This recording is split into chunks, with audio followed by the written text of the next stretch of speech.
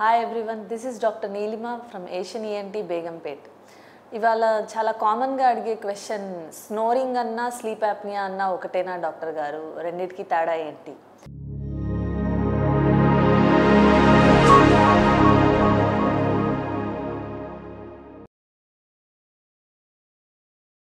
Snoring అని అంటే గురక. So snoring సాధారణంగా ఏంటి అని అంటే నారో ఎయిర్వేస్, మనకి ముక్కులో వంకర ఉండడం లేదా ముక్కు పట్టేయడం వల్ల కానీ, లేకపోతే మన టాన్సిల్స్ పెద్ద సైజులో ఉండడం, లేదా కొండనాలుక అన్నది బాగా పెద్దగా ఉండడం వల్ల, లేకపోతే మెడ కండరాలలో లాక్సిటీ వల్ల కానీ పడుకున్న పొజిషన్లో మనకి గురకలాగా శబ్దం వస్తుంది నిద్రపోయేటప్పుడు. దీన్ని స్నోరింగ్ అంటాం. సో స్నోరింగ్ వల్ల ఏంటి అని అంటే సౌండ్ ఎఫెక్ట్ ఉంటుంది అండ్ పక్క వాళ్ళకి ఎక్కువ ఇబ్బంది ఉంటుంది కానీ, బట్ అబ్స్ట్రక్టివ్ స్లీప్ యాప్నియా అన్నది డిఫరెంట్ ఎంటిటీ అనమాట.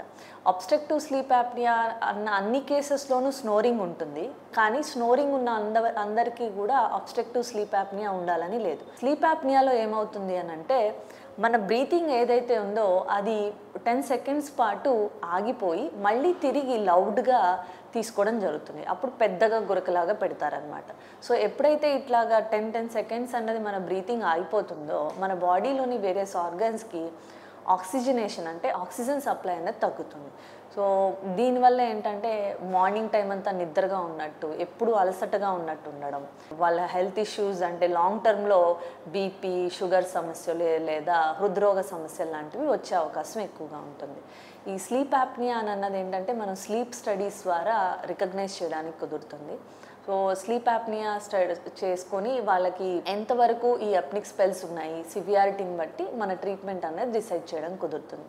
సో స్లీప్ యాప్నియా అన్న అందరికీ స్నోరింగ్ ఉంటుంది, కానీ స్నోరింగ్ ఉన్న అందరి పేషెంట్స్కి కూడా స్లీప్ యాప్నియా అన్నది ఉండాలని లేదు.